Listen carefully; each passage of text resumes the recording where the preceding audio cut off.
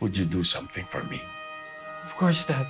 I'll do anything. I'll do anything for our legacy. Hindi ito dapat malaman ng iba. Inside the library, there's a shelf. Behind it, you will see a door. Open it. Get rid of what's inside. Buong akala namin ni Mama. Iniwan kami ni Papa. Bumalik pa na siya para malaman yung totoo. Tristan, dito na wala yung Papa ko.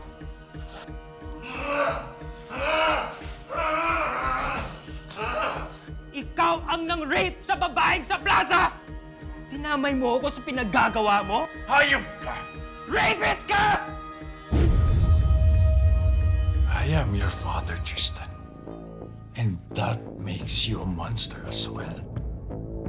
What did you do to that sweet, innocent girl?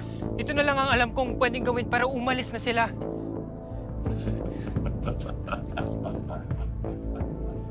Look what you did to poor Mang Larry. But I wasn't the one who told you to kidnap Pauline. It was your idea. Because you chose to. Your way, not mine. Once you've gone down this path, you need to embrace it. You're just like me. More than you realize.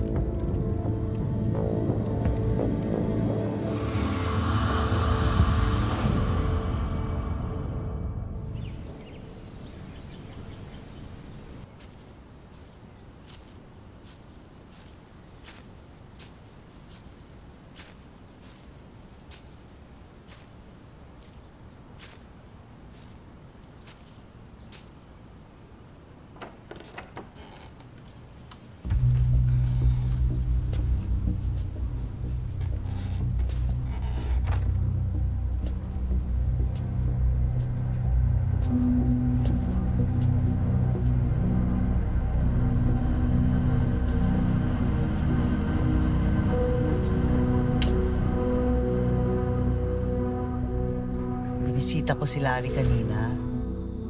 Meron siyang gustong ipaabot sa'yo.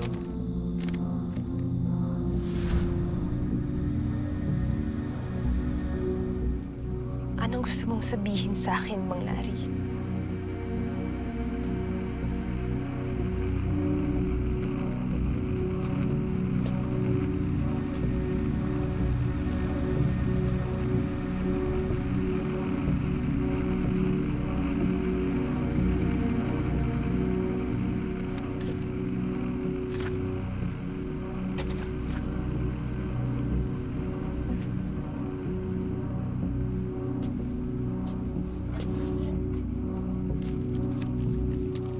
Nasa larawan ang sagot.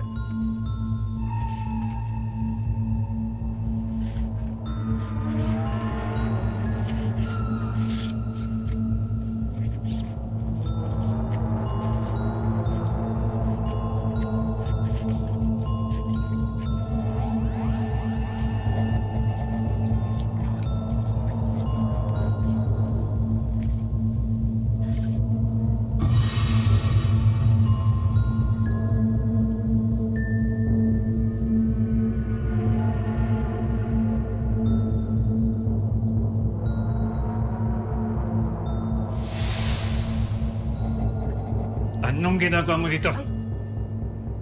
Tingnan ko lang po kung magagamit ko po itong area na po para... Hindi! Pwede niyong gamitin ang buong bahay maliban lang sa kwartong ito.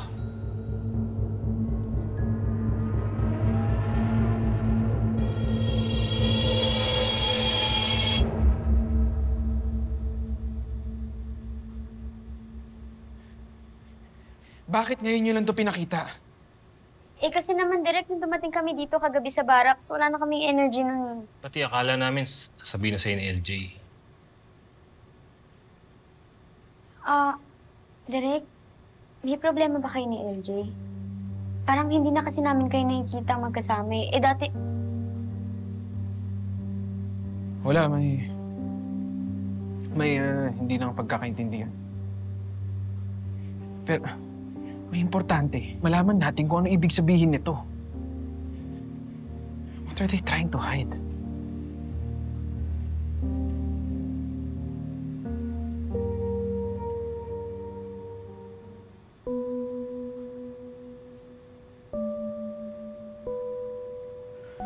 Bill, isend mo sa akin yan, ha? Direk, saan ka pupunta? May kailangan lang ako kausapin. Matutulungan niya tayo dito.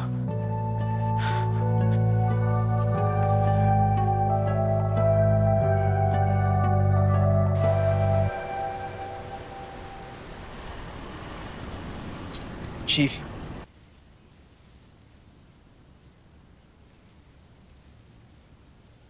Tama ang hinala mo.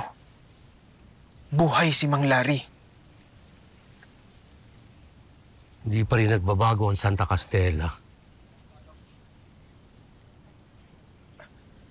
Ano nang gagawin natin, Chief? May ebidensya na tayo. May ebidensya na tayo. Buhay si Mang Larry. Kanino natin bibigay ito? Sa NBI? Direk. Hinay-hinay lang. Malakas ang kalaban.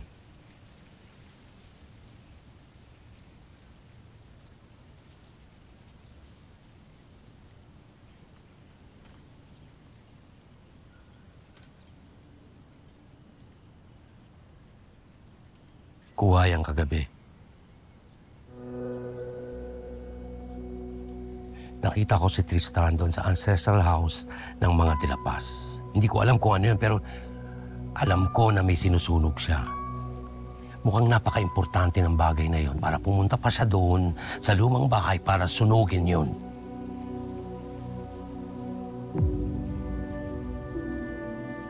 Hindi niyo ho natingnan, Chief, kung ano yung sinusunog niya? Nawala na ako ng pagkakataon eh. Ilang oras din akong naghintay doon. Pero hindi kagad siya lumabas. Hindi ko na pinaabutan ng pagsikat ng araw. Baka ako naman ang makita niya.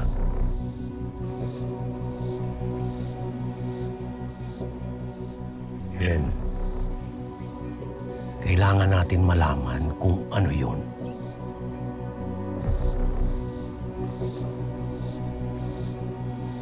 Akong bahala, Chief. Kung ako ang pumunta doon, hindi nila ako pagdududahan.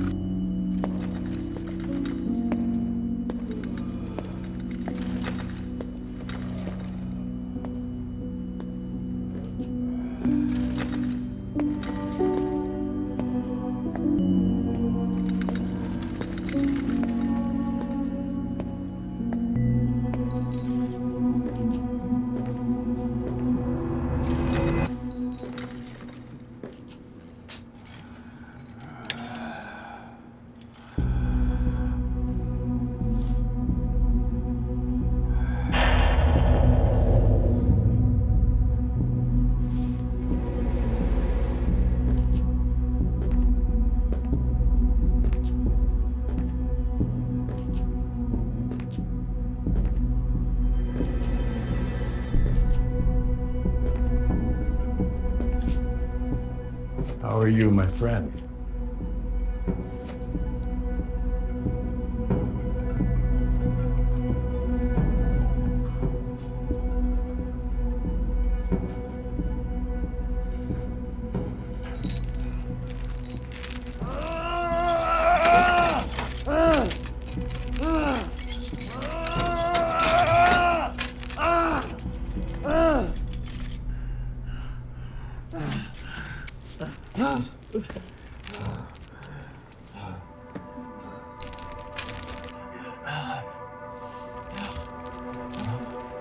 Tatlong metro. Yun dapat ang layo ko sa'yo. 2 metro. Ang layo ng ilaw sa'yo. 1 metro. Ang haba ng kadena mo.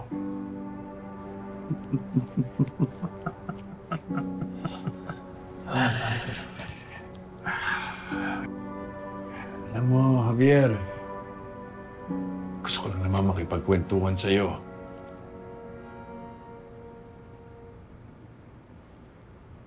Tagal na rin tayong hindi nagkikita. So, ngayon, maging magkaibigan tayo ulit. Tulad ng dati.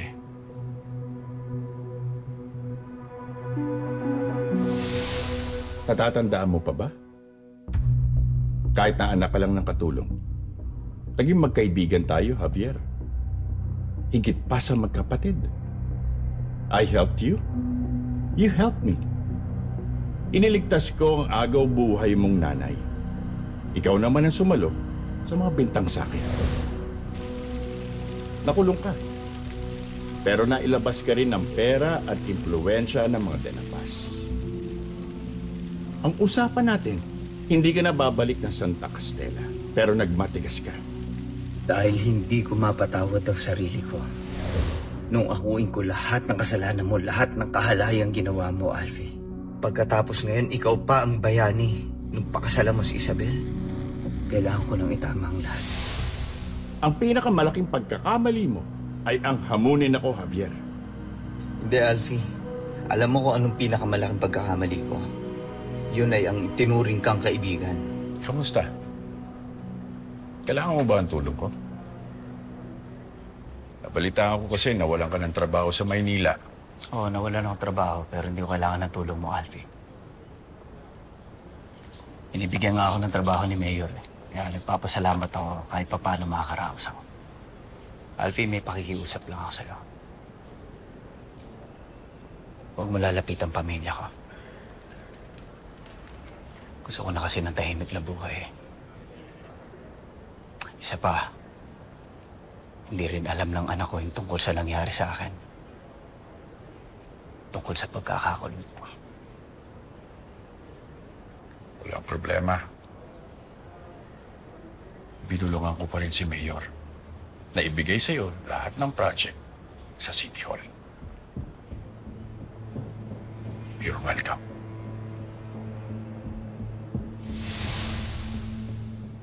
Naging mabuti akong kaibigan sa'yo, Javier. Pero alam mo, pwede mo akong kalabanin. Nakakalimutan mo, hawak kong buhay mo. Ay, God. Bakit mo na lang patayin? Javier, you're worse than dead. Hindi ka na nabubuhay sa mundong ito. O sa mata ng mga kaibigan mo, o sa paniniwala ng pamilya mo. Pero araw-araw mong harapin na iniisip nila na iniwan mo ang mag-ina mo.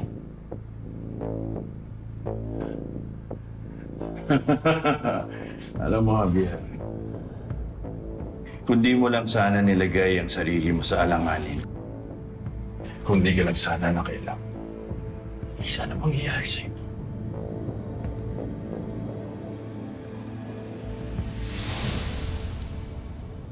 Makikiusap lang kung sana ako, Chief, eh. Baka po pwedeng ulitin mo yung investigasyon para malaman ko lang yung totoong pangyayari. Saan nga yung lugar na sinasabi mo? Sa lumang bahay daw. Lumang bahay na may pakpak.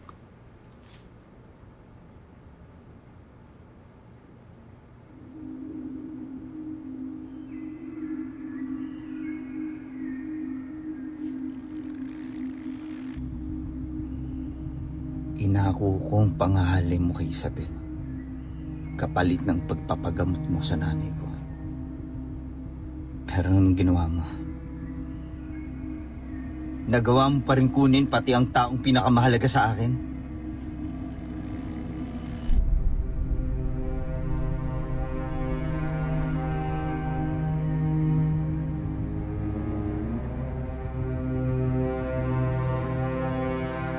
May pakpak yung bahay.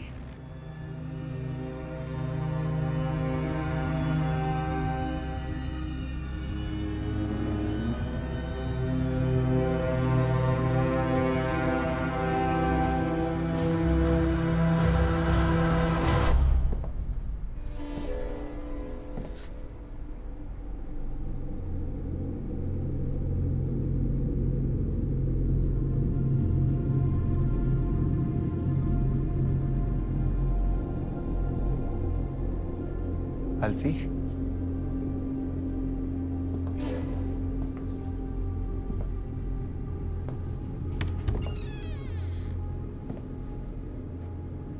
Alfie? Balita ko, hinahanap mo raw yung bahay na may pakpak. Paano mo nalaman?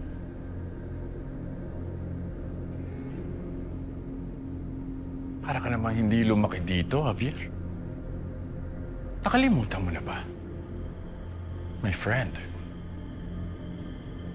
I am Santa Castella. Ano alam mo tungkol sa asawa ko? Tungkol sa nangyari sa kanya? Si Lorraine? Hindi niya ba nasabi sa'yo?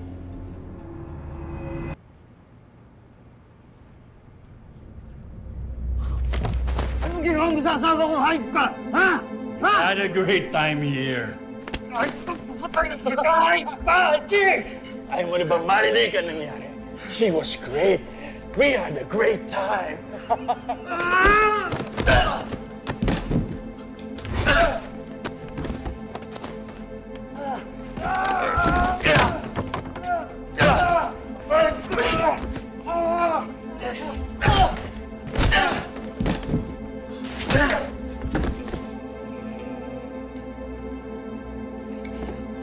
Papatay kita, Alfie!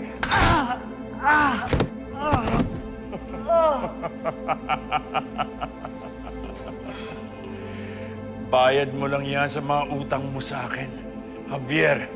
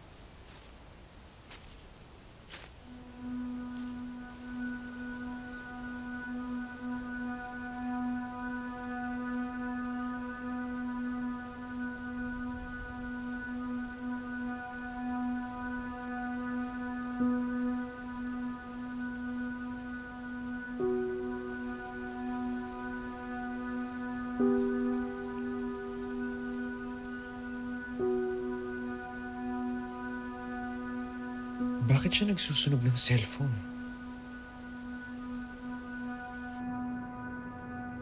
Alfie, oras na makalis ako dito. Yun ay kung makakaalis ka pa dito.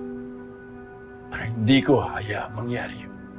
Lalo na ngayon na palapit na ng palapit ang pamilya mo sa'yo.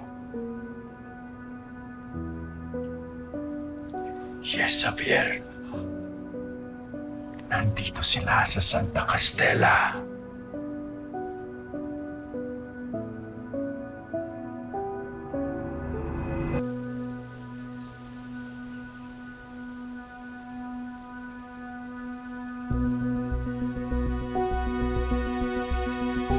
LJ?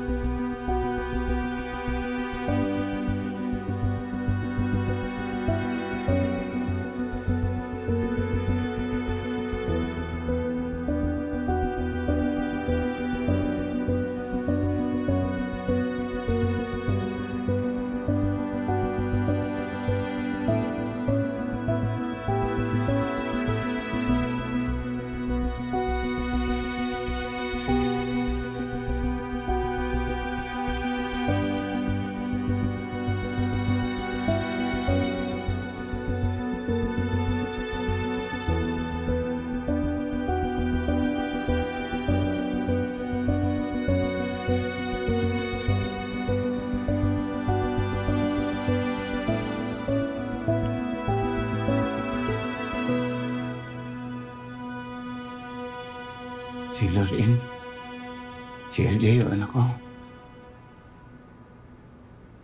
Yung mag-ina ko. Alfie. And how about this young, lovely lady? This is LJ. She's our production designer. Direct Ben really wanted to solve the case na may kinalaman sa Lilong. Tinutulungan nila kaming hanapin yung connection with another disappearance. Something about yung babae sa plaza. That woman is suffering because of what you did. You know the worst part about that? Nanay siya ng babaeng mahal ko. At sino naman ang babaeng yan? Si LJ. She's your daughter. Oh, bakit? Anong gagawin mo sa Panginoon? Anong gagawin mo sa Panginoon? Huwag kang mag-alala. Hindi mo na malalaman kung anong gagawin ko sa kanila.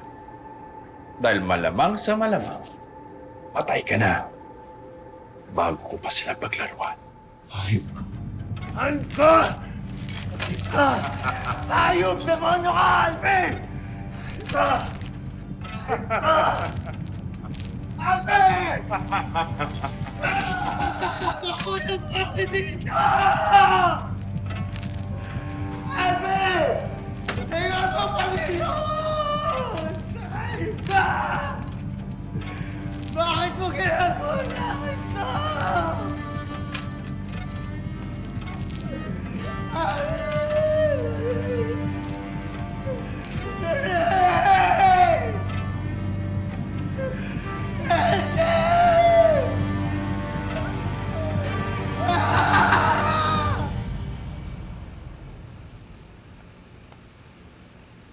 Nasa larawan ang sagot.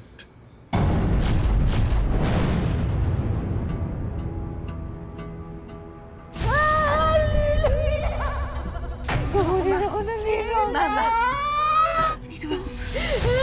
Dinala ako sa isang bahay. Lilo! Lilo! Si LJ tama. Si LJ tama. Pinagsamantalahan niya ako.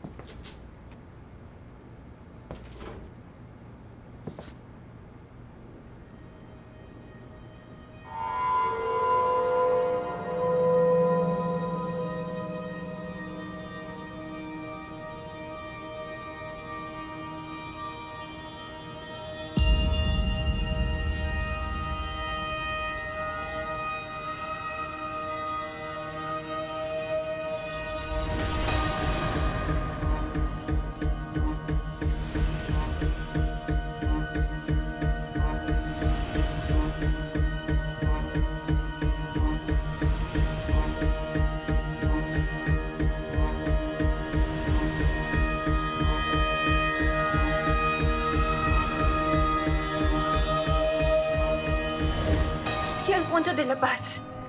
Nagdamit lilom siya nung gabi ng fiesta. Parang yung ginawa ni Mang Larry kay Colleen. Okay? Halika. May kailangan ka malaman. Tristan! Let's go! Tristan, ano ba? Let's Lasing, go! lasing ka, Tristan! Aayusin ko lang itong gamit ni LJ. Ay, oh. Bakit may picture ka rito? Tama-tama, samahan niyo kami ng bisita ko. Let's have dinner together. Ben, paano kilala mo si Alfie? Inaanak ko si Ben. And that's Tristan, my only son.